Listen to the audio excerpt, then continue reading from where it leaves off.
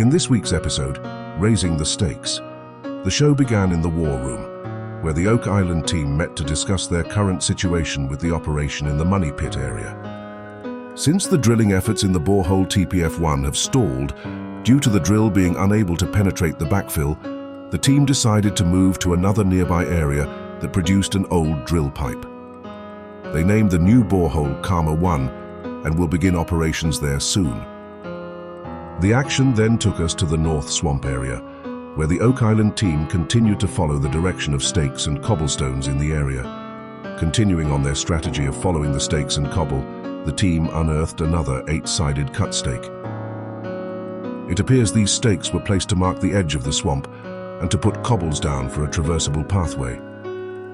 Metal detectorist scanned the spoils and had a non-ferrous hit.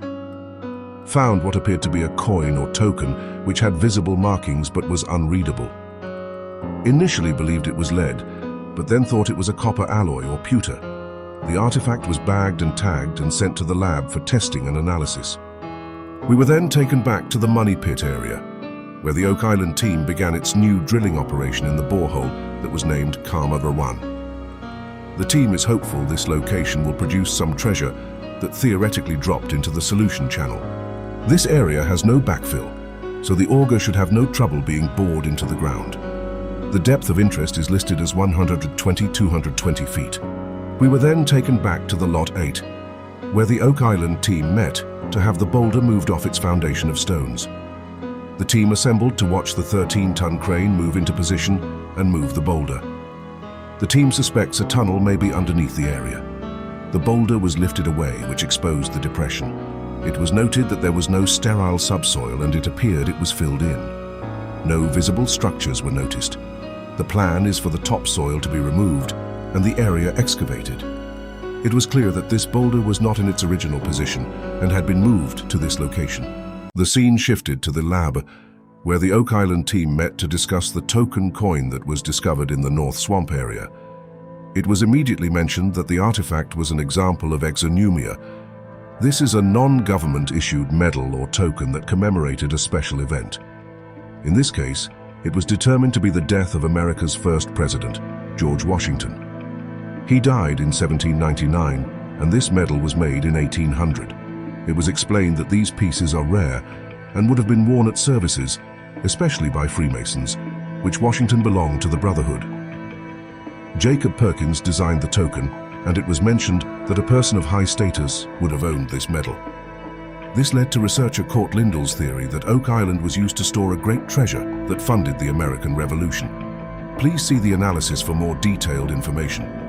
The action shifted back to the Lot 8, where the Oak Island team continued its investigation of the area beneath the boulder that has been removed. The team has brought in geoscientist Dr. Spino to use a handheld XRF scanner to analyze the top portion of the soil to get a reading on any metals present. Dr. Spooner, after scanning, said he did not get this reading from the soil samples he took previously. It registered traces of silver and copper. The team seemed encouraged by the results. It should be noted that although visible signs of activity are not indicating any activity, the appearance of silver and copper indicate that mining occurred at this spot, along with the attempt to hide it. The team plans to carefully excavate the depression. This author believes that once it is properly excavated, the team will start to see the images that were seen on the snake camera. The episode concluded at the War Room, where the Oak Island team met with archaeoastronomer Adriano Gaspani with some research that he worked on involving the stakes that were discovered in the northern swamp. Dr. Gaspani suggested that the stakes could have been used for an astronomical alignment with the stars in Sirius, Pleiades, and the lone star Deneb. This corresponds with the constellation of Cygnus, which many researchers, including myself, believe was a major part of the design of Nolan's Cross. Dr. Gaspani suggests that it was the Knights Templar who were responsible, but no direct evidence was cited.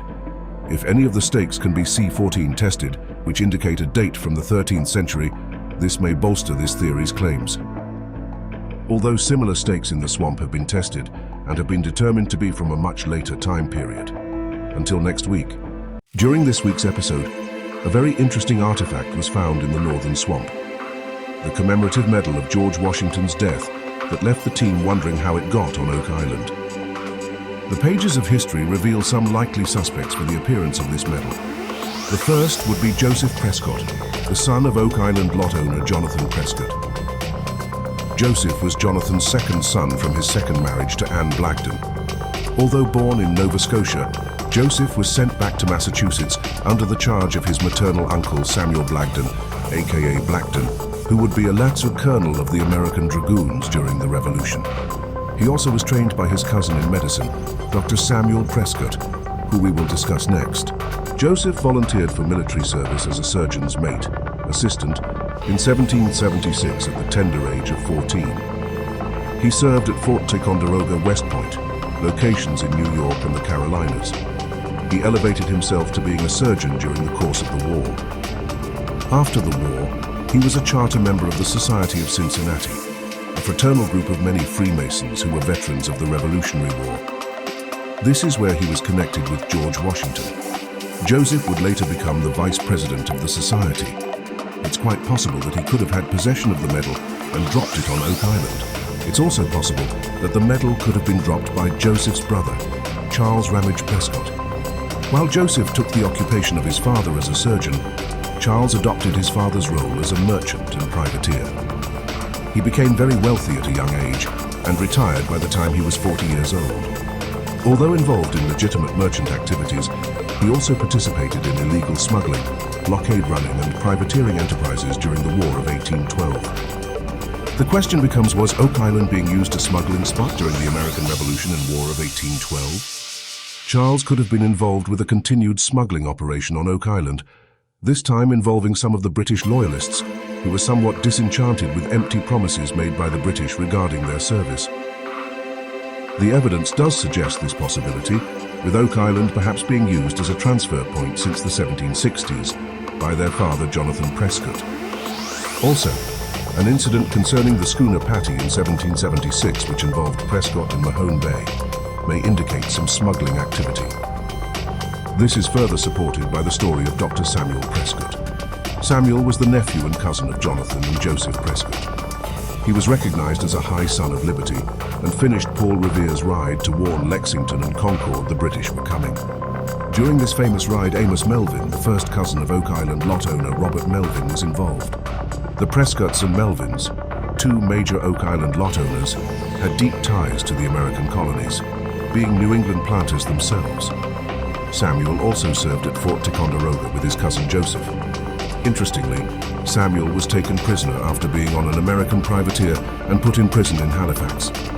He died there in 1777. The question is, what was Samuel doing on a privateer, and did it involve Oak Island? History has hidden the details, but this author is working to discover the answer. This aligns with the mysterious raid on Lunenburg in 1782, where Prescott and the Money Pit lot owner Caspar Wallenhaupt were involved in this intrigue that this author will reveal very soon. Please follow our weekly episode analyses during Season 13, along with articles from the original Compendium Blockhouse blog and special investigations and features involving Oak Island.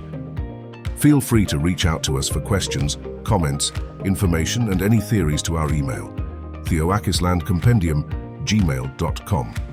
Please visit www.theoakislandcompendium.com for this entire article and our other content related to the Oak Island mystery.